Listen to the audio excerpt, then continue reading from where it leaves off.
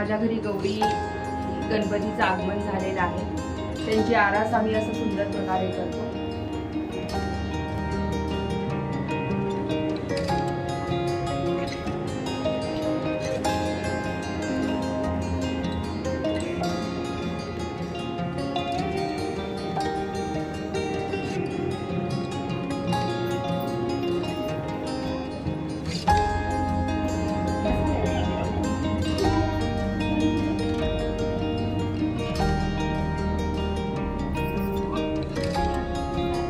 स्वामी बाबा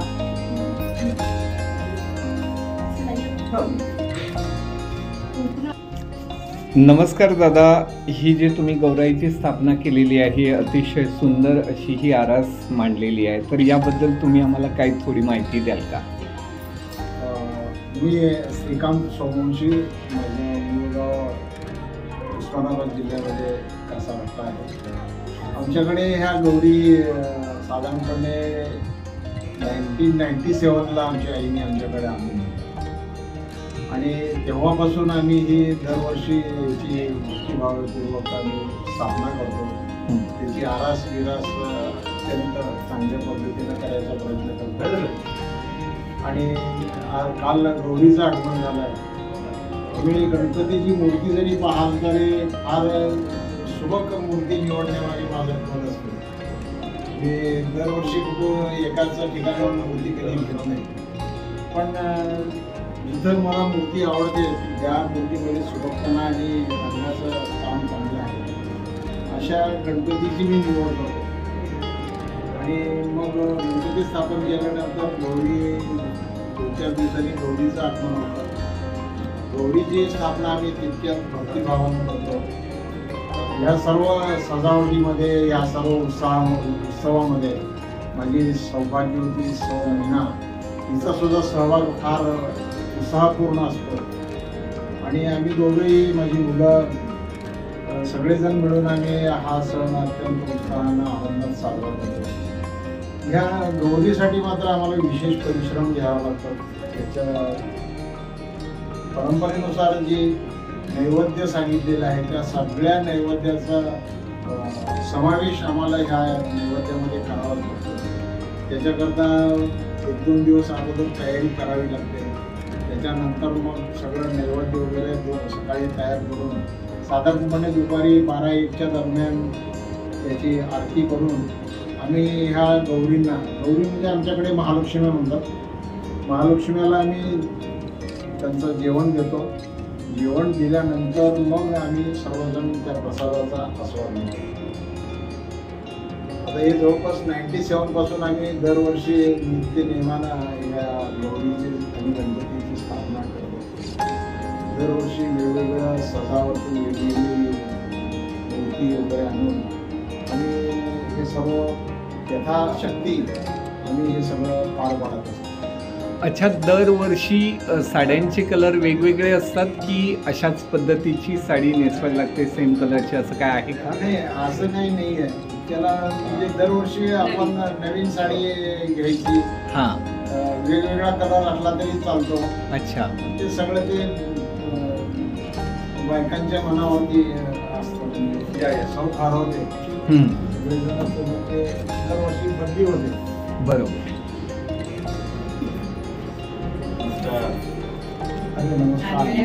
आमचा परिवार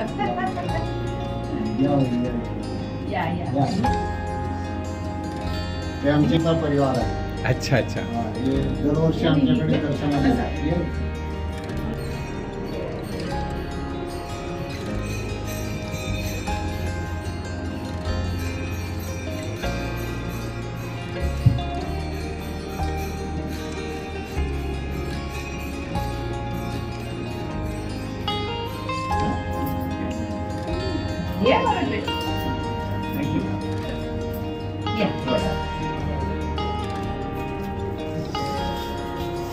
आमच्या बहिणीमध्ये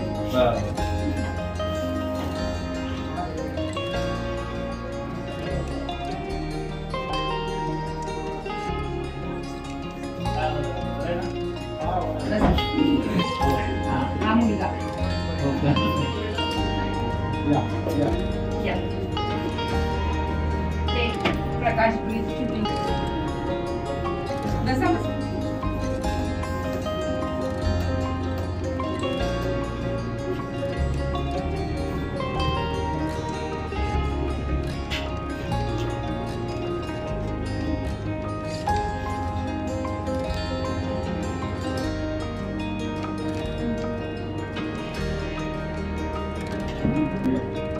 सगळ्यांना आम्ही सोसायटी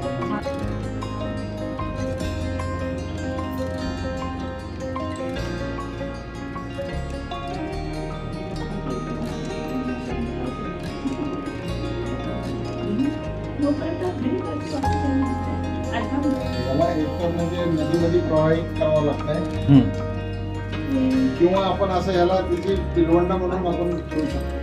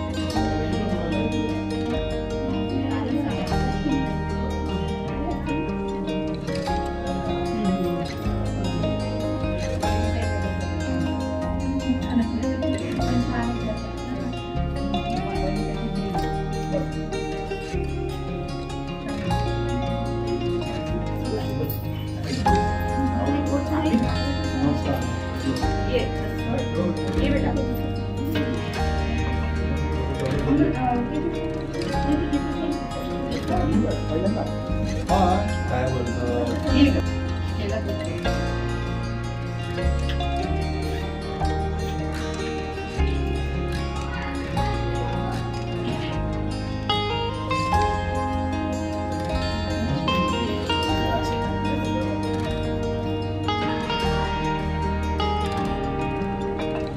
कारण की पास आणि इथे ये ना दर्शन करायला 2 मिनिटं.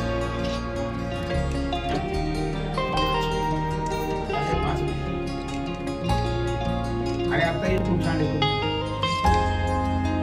सकाळी नाही दिसत.